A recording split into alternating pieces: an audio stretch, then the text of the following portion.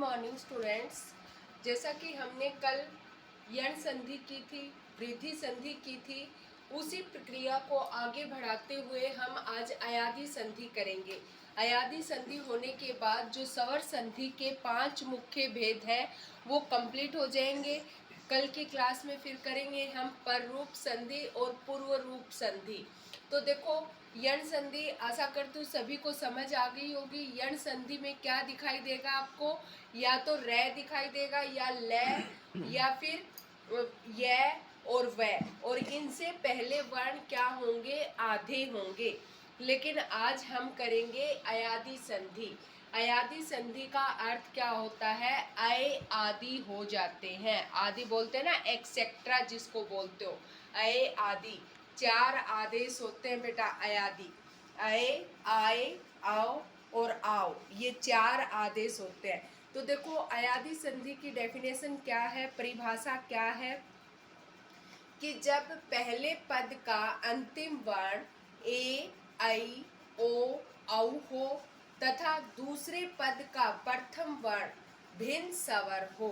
भिन्न स्वर कि अगर पहले पद का प्रथम वर्ण ए है तो दूसरे पद का प्रथम वर्ण क्या नहीं होना चाहिए? ए नहीं होना चाहिए। ऐ है तो ऐ नहीं होना चाहिए, ठीक है। ओ है तो ओ नहीं होना चाहिए। बाकी जो भी हो है, इनसे विषम जातीय वर्ण हो तो उनको क्या हो जाता है? अय आदि हो जाता है। जैसे हमने कहा नायक, तो क्या? नई प्लस अक। अब देखो, अय आदि क्या क्या होते हैं, किस किस को होते हैं और कैसे हम अयादि संधि की पहचान करेंगे। तो देखो, अगर पहले पद का अंतिम वर्ण ए हो तो और प्लस भिन्न स्वर आ जाए तो ए को क्या हो जाएगा? आय हो जाएगा। आय का यह हलंत है, लेकिन जो भिन्न स्वर आएगा उसकी सहायता से ये क्या हो जाएगा? पूरा हो जाएगा। जैसे यहाँ नायक किया तो यह यहाँ पूरा है, तो यह पूरा किस चीज से हुआ? अक के ऐसे हुआ, ठीक है ना। नई को तो फिर आई को क्या होएगा? आय आदेश। आई को क्या होएगा? आय। इसमें भी आय का यह क्या है? हलंत है। ओ को आओ होएगा। ओ को क्या होएगा? आओ। औ को आओ। औ को क्या होएगा? आओ।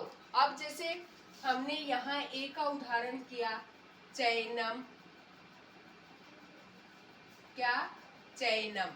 तो यहाँ देखो, विच्छेद करेंगे तो हम इसकी डेफिनेशन घटा करके देखेंगे कि हमारी डेफिनेशन क्या कह रही है कि आय होगा तो आय किसको हो जाएगा? ए को हो जाएगा।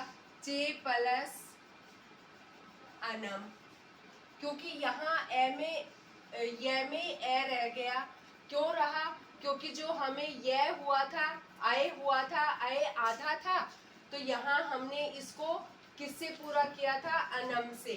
तो चे प्लस अनम। फिर है आय का एग्जाम्पल देखो, जैसे यहाँ कहा नायक, नई प्लस अक, ठीक है। फिर है नाविक, आव का नाविक। यहाँ देखो आपको आव दिखाई दे रहा है ना, आव किसको होएगा? ओ को, तो आव आव होएगा बेटा, आव। ये नाविक आव का उदाहरण है। नाविक,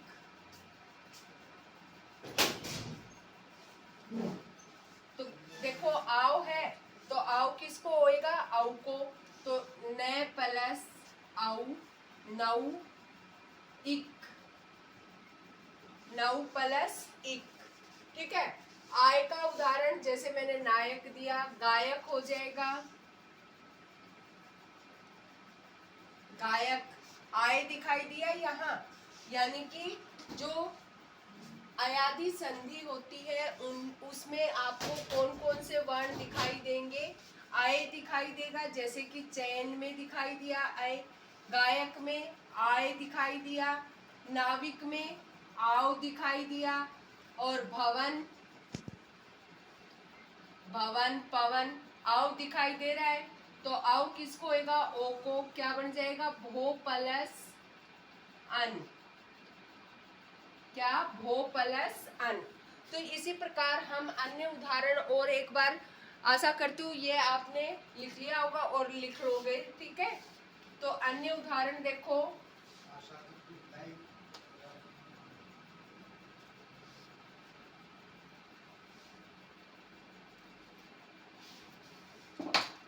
जैसे पवन है।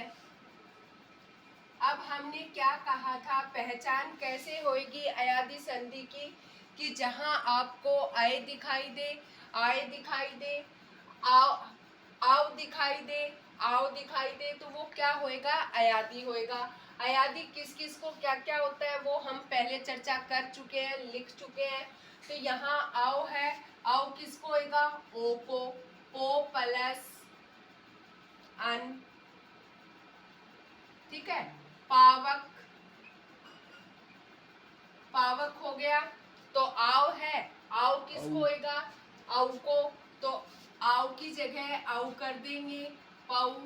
आगे क्या बचा हमारा, अक, पावक, नाविक। अब यहाँ देखो आओ दिखाई दे रहा है, तो आओ किसको होएगा, आओ को, नौ प्लस इक, चयन कर लिया, पवन कर लिया, भवन, और गायक कर चुके हम। और अन्य उदाहरण आप किसी भी हिंदी व्याकरण की बुक या संस्कृत व्याकरण की बुक से देखकर प्रैक्टिस कर सकते हो।